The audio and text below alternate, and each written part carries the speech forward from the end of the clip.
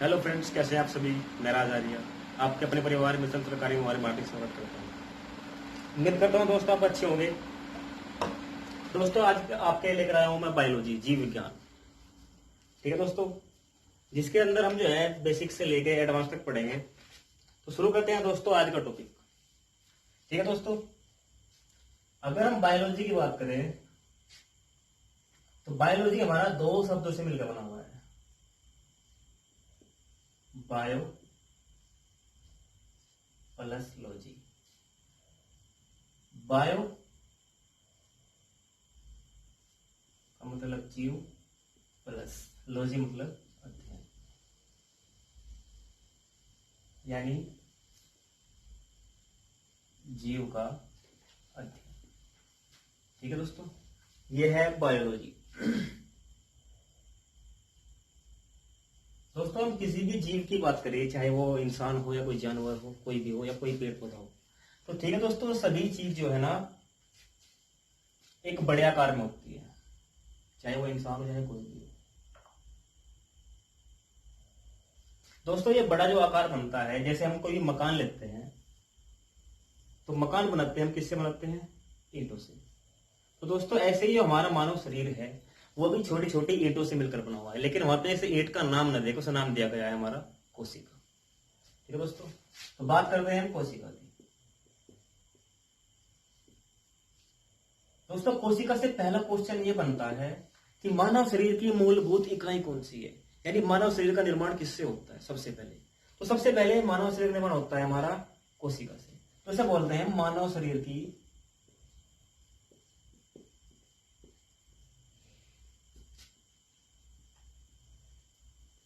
मूलभूत इकाई। ठीक है दोस्तों, कोशिका की खोज के बारे में बात करें, जो कोशिका की खोज की थी वो की थी रॉबर्ट हुक ने। कब की थी? 1665। ठीक है दोस्तों, ह्यूमन बॉडी में या जानवर बॉडी हो, कोई भी बॉडी हो, उसमें सबसे पहले जो हमारी बनती है एक कोशिका बनती है। एक कोशिका से एक कोशिका, जब बहुत सारी कोशिका इकट्ठी होती है तब बनता है हमारा एक उत्तक। ठीक है दोस्तों, जब बहुत सारे उत्तक इकट्ठे होकर एक चीज का निर्माण करते हैं तो उसे बोलते हैं हम एक अंग। और जब बहुत सारे अंग इकट्ठा होकर किसी बड़ी चीज का निर्माण करते हैं उसे बोलते हैं हम अंग तंत्र। और जब बहुत सारे अंग तंत्र इकट्ठा होकर किसी चीज का निर्माण करते हैं तो उसे बोलते हैं हम एक जीवधारी, चाहे इसमें वो हमारा मनुष्य हो या कोई पशु। ठीक है दोस्तों, तो सबसे पहले कोशिका निर्माण होगा, कोशिका से हमारे उत्तक बनेंगे, उत्तक से हमारे अंग बनेंगे और अंग से बनेगा हमारा अंग तंत्र, और फिर होता है हमारे जीवधारी या किसी प्राणी का निर्माण। तो ठीक है दोस्तों, अब बात करते हैं, कोशिका पढ़ रहे हैं तो कोशिका के प्रकार पढ़ते हैं। कोशिका कितने प्रकार की होती है? तो दोस्तों कोशिका होती है हमारी दो प्रकार की।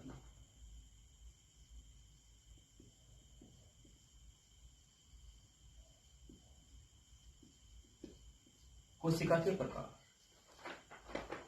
पहला है हमारा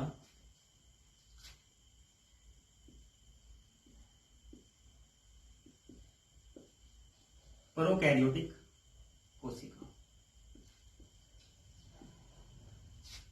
इंग्लिश में PROKARYOTIC, प्रोकैरियोटिक सेल। एक एक पढ़ते हैं, दूसरे लिख देता हूं लिखे में। यूकैरियोटिक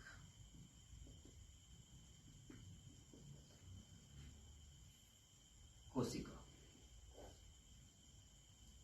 इंग्लिश में EURO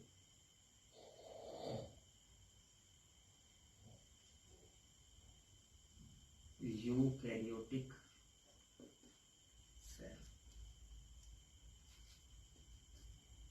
अगर दोस्तों आपने कहीं पे पढ़ा होगा पहले कोशिका के बारे में, तो प्रोकैरियोटिक और यूकैरियोटिक इन दोनों में थोड़ा ही डिफरेंट है।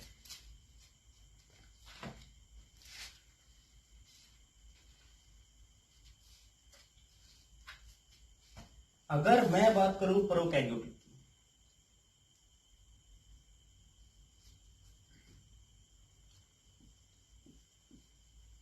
इसमें जो हमारा केंद्रक होता है, कोशिका का केंद्रक उपस्थित होता है,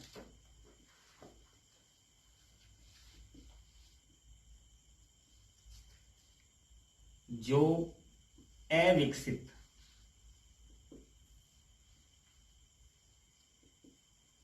होता है। यानी जो हमारी प्रोकैरियोटिक कोशिका वाले जीव होंगे, उनमें जो कोशिका का केंद्रक होगा, वो हमारा प्रेजेंट तो होगा, लेकिन वो अविकसित होगा, यानी पूरी तरह से विकसित नहीं होगा वो। ठीक है दोस्तों। और इसमें जो है कोशिका कला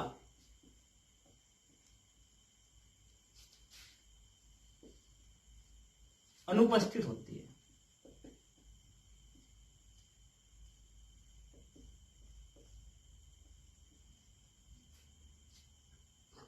और बात करें यूकैरियोटिक की, तो दोस्तों इसमें केंद्रक भी होगा,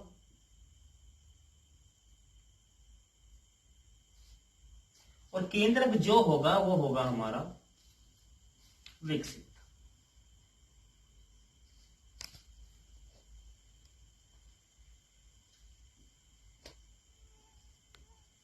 कोशिका कला, हमारी कोशिका कला भी जो है हमारी यूकैरियोटिक कोशिका में पाई जाती है।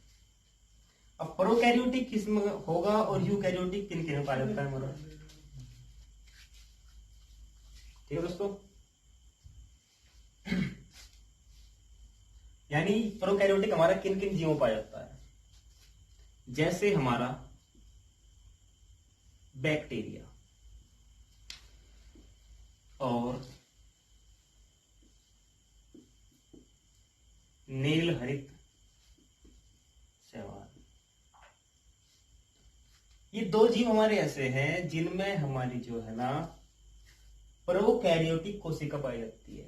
यानी इनमें जो केंद्रक होगा वो अच्छे से विकसित नहीं होता है, लेकिन होता जरूर है। और केंद्रक की बात करें, यूकैरियोटिक किन किन में पाया जाता है?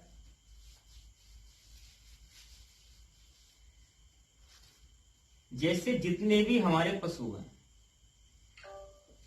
जितने भी हमारे मनुष्य हैं, हमारे पौधे हैं आदि, इन सभी में जो है हमारी यूकैरियोटिक सेल पाई जाती है। यानी इनका जो केंद्रक होता है वो केंद्रक होता है हमारा विकसित, और कोशिका कला जो है इनमें हमारी पाई जाती है। दोस्तों एक क्वेश्चन बनता है बैक्टीरिया से। आपने सुना भाई लगभग करोड़ों वर्षों पहले जो है हमारी सृष्टि का निर्माण हुआ था, तो पृथ्वी पर पाया जाने वाला पहला जीव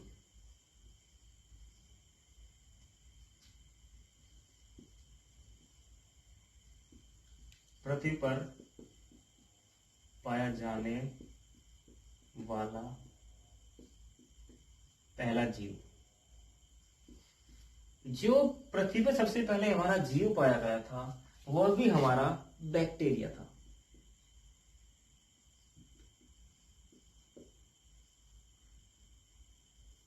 ठीक है दोस्तों। नील हरित शैवाल, इससे भी हमारा एक क्वेश्चन बनता है नील हरित शैवाल से, और वो ये है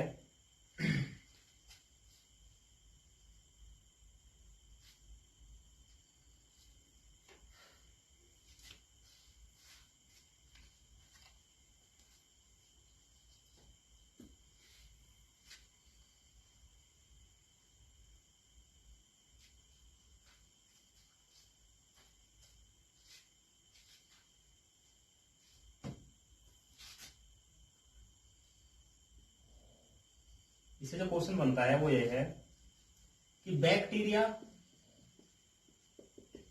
और शैवाल के बीच की कड़ी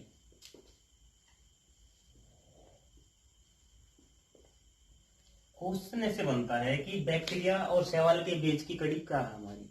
तो बैक्टीरिया और शैवाल के जो बीच की कड़ी है वो है हमारा नील हरित शैवाल।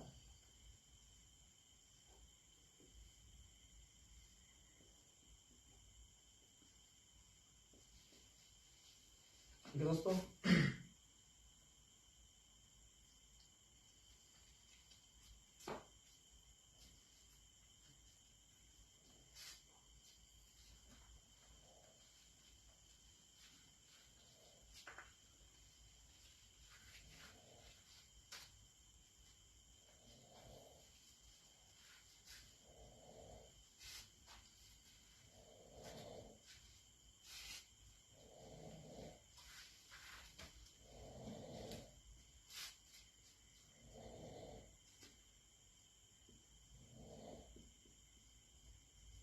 तो दोस्तों सृष्टि पे हमारे जितने भी जीवधारी या प्राणी पाए जाते हैं, यानी ये हमारे जो भी एक्टिविटी करते हैं वे सभी जो है हमारी केमिकल एनर्जी पर डिपेंड करती है।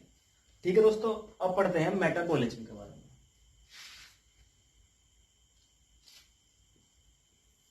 मेटाबॉलिज्म इसे हिंदी में बोलते हैं उपापचय। थोड़ा और एक्सप्लेन कर दो। जैसे जैसे कि मैं फिलहाल बोल रहा हूँ या कुछ भी काम कर रहा हूँ, यानी बोलना, लिखना, देखना या अपने हाथ पांव चलाना, यानी जो भी हम एक्टिविटी करते हैं ये सारी एक्टिविटी आती है हमारी मेटाबॉलिज्म में। यानी जितनी भी हमारी शारीरिक क्रिया है वो डिपेंड है हमारी केमिकल एनर्जी पे, और वो आती है हमारी उपापचय के अंदर। तो लिखेंगे इसकी मेटाबॉलिज्म की परिभाषा।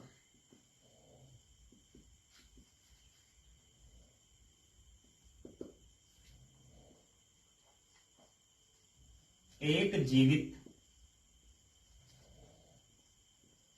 जीव के भीतर प्रत्येक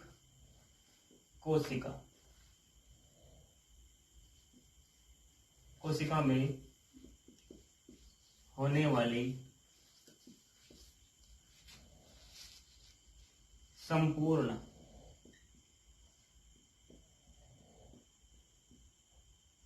रासायनिक प्रतिक्रियाओं का योग आहुर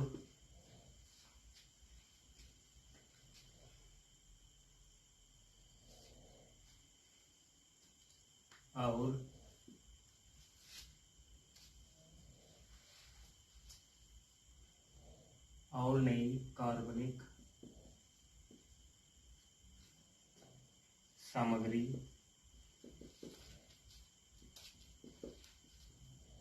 संश्लेषित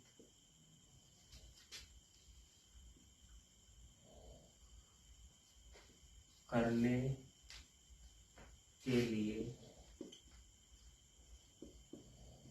ऊर्जा प्रदान करना। यानी ये भी सेल से जुड़ा हुआ पार्ट है, यानी सेल के भीतर होने वाली प्रतिक्रियाओं का, रासायनिक क्रियाओं का योग, यानी जो भी हमारी क्रिया होगी वो सब हमारी क्रिया सेल की सहायता से होती है। और सेल में क्या होती है हमारी केमिकल एनर्जी। ठीक है, तो मेटाबॉलिज्म उपापचय को हम दो भाग में पढ़ते हैं। पहला है हमारा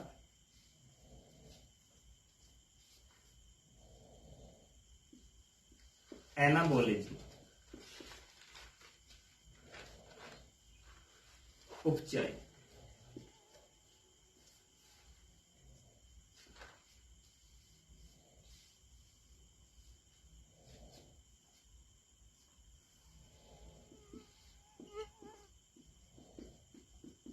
कोशिकाओं द्वारा आवश्यक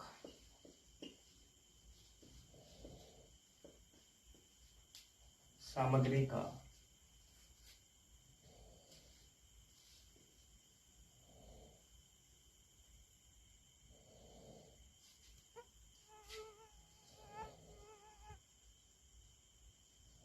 के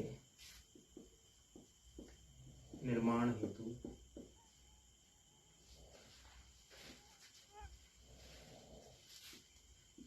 सभी यौगिकों का संश्लेषण। यानी हमने कोई भी मान लो बहुत सारे प्रोटीन्स यूज किए,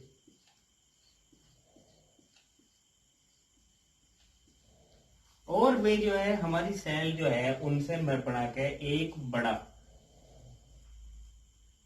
बड़े अणु का निर्माण करें। यानी सरल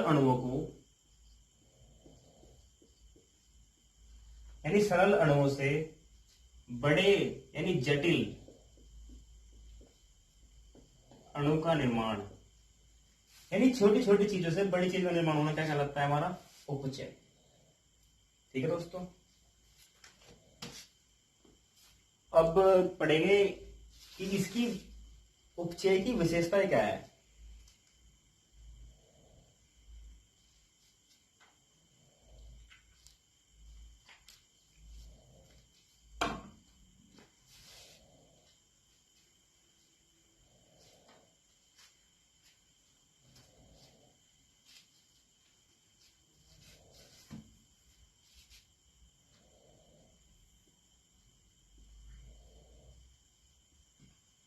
उपचय की विशेषता, पहला पॉइंट। सेकंड पॉइंट, अंगों व उत्तकों का निर्माण।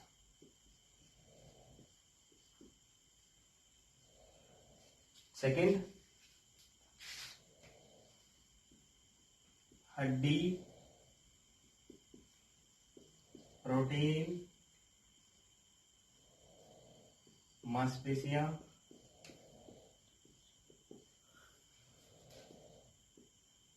और पोषण।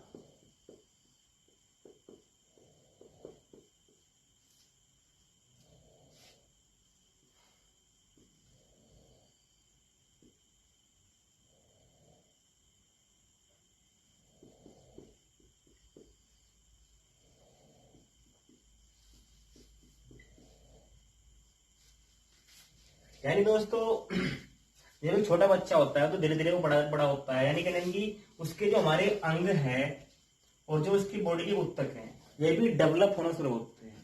तो उन्हें डेवलप करने के लिए कौन सी हमारी प्रतिक्रिया चलती है? उपचय क्रिया। और हड्डी, पहले जब बच्चा छोटा होता है तो हड्डी छोटी होती है, लेकिन जब बड़ा होता है तो उसकी हड्डी भी बढ़ती चली जाती।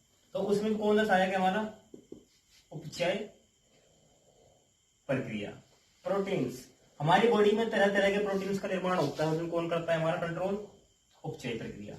मांसपेशियों का बड़ा होना ये कौन करता है? हमारा उपचय। और पोषण सबसे इंपॉर्टेंट है, पूछा जाता है एग्जाम में कि पोषण हमारी कैसी प्रक्रिया है। पोषण जो है हमारी एक उपचय प्रक्रिया है। ठीक है दोस्तों, फर्स्ट पार्ट था हमारा एनाबॉलिज्म, और जो इसका दूसरा टाइप है वो है हमारा कैटाबोलिज्म, यानी अपचय प्रक्रिया।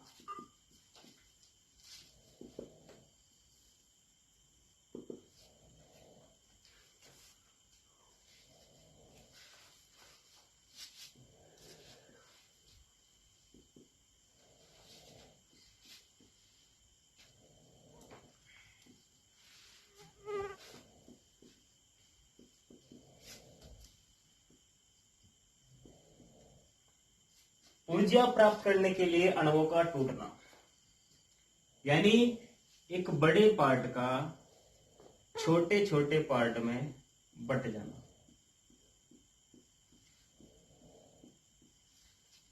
यानी जटिल अणु से सरल अणु का निर्माण। यह है हमारी कैटाबोलिज्म की प्रक्रिया। दोस्तों कई बार क्वेश्चन पूछा गया है कि श्वसन हमारी किस प्रकार की प्रक्रिया है? श्वसन जो है हमारी एक कैटाबोलिज्म प्रोसेस है।